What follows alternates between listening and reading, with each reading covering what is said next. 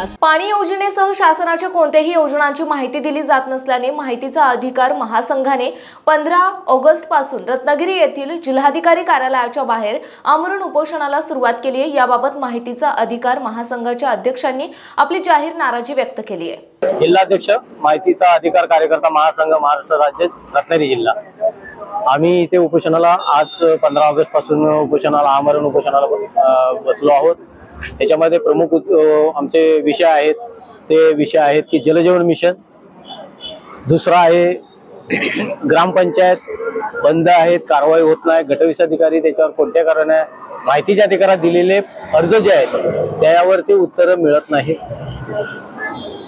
वळके project आहे वांगण्यातला, तो त्या वळकेवरचा जो प्रोजेक्ट आहे त्याच्यावरती ग्रामपंचायतला, स्थानिक ग्रामपंचायतला आणि तिथल्या स्थानिक ग्रामस्थांना विचारात घेतलं जात नाही। कळंबोशी गाव आहे, तिथे गणेश घाट विसर्जनाचा आहे, तो गणेश घाट नाहीच आहे, ते पैसे काढून मोकळे झालेले आहेत। ग्रामपंचायत मध्ये ग्रामसेवक गैरहजर आहे, तिथे त्या ग्रामपंचायत मध्ये सीसीटीव्ही, आपली बायोमेट्रिक प्रणाली आम्ही अर्ज करून सुद्धा ते काही लावलेले नाहीत आजपर्यंत। त्यामुळे होतं कसं, आम्ही जेव्हा व्हिजिटला जातो तेव्हा यांच्या ग्रामपंचायत बंद स्थितीत आढळतात, ही अशी परिस्थिती आहे।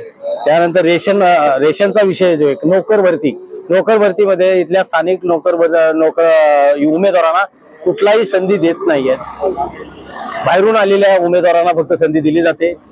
तसा तो शिक्षकांचा एक विषय आहे, आमच्याकडे नोकर भरतीचा एक विषय आहे। पहिले शिक्षकांना काढून नवीन शिक्षक भरती केली आहे। काय चाललंय हा विषय? या कोकणातल्या मोठा अन्याय होतोय आणि कोकणातले लोक, मुलं हुशार, त्यांना पर्सेंटेज मिळतोय। आज हा 1 नंबर आला, तो 1 नंबर आला, मग आज आम्ही आमचे भरतीमध्ये मागे कसे काय? हा आमचे प्रश्न आहे। कोकण भवन कशासाठी हवंय? आता कोकण भवन बरखास्त करून टाका, ही परिस्थिती आहे। आणि ते जलजीवन जो 1800 कोटीचा जो विषय आहे त्याचं ऑडिट होणं गरजेचं आहे। आणि जे ठेकेदार आहेत त्यांना काळ्या यादीत टाकणं हे पहिलं काम आहे, कारण आतापर्यंत पाणीच मिळालेलं नाही लोकांना। आज महिला इथं आलेल्या आहेत आपलं काम टाकून, आणि आज त्यांच्यापर्यंत काहीच म्हणजे खोटे रिपोर्ट दिलेले आहेत। 100% झालंय, 90% झालंय, काय 30% झालंय, 40% हे रिपोर्ट करून हे वरती पाठवतात। पण ऍक्च्युअली आणि तो लटाड म्हणून एक अभियंता आहे, त्याला सस्पेंड निलंबित करावं आणि त्याची चौकशी लावावी। आणि आम्हाला जलजीवन मिशन मधल्या ठेकेदारांवर काळ्या यादीत टाकावे।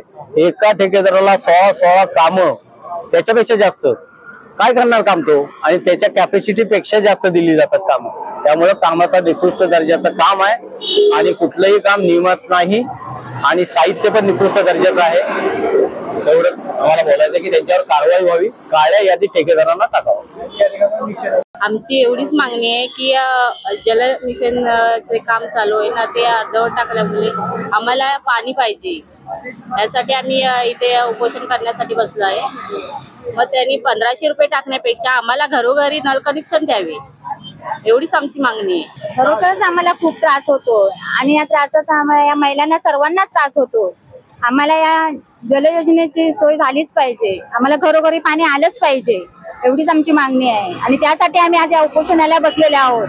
आमच्या मागण्या पूर्ण करा। समंदर की गोद में पला है तू, अंगड़ाई लेते ही लहरें शुरू।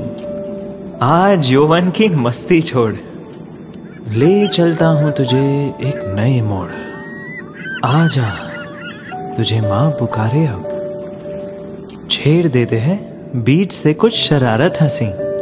गले लगा ले उसे ए फकीर, इंतजार कर रहा है तेरा तो, चल दे देते हैं उसे फसल की खूबसूरती तो। आजा तुझे माँ पुकारे अब, उन्हें भी देनी है एक नई पहचान। आजा तुझे माँ पुकारे अब। फिनोलेक्स पाइप्स पहुंचाए पानी को अपनी माँ के पास। महाराष्ट्रातील तसेच कोकणातील महत्त्वाच्या बातम्या पाहण्यासाठी कोकण 24 तास न्यूज चॅनलला YouTube वर सबस्क्राइब करा आणि बेल आयकॉन प्रेस करा।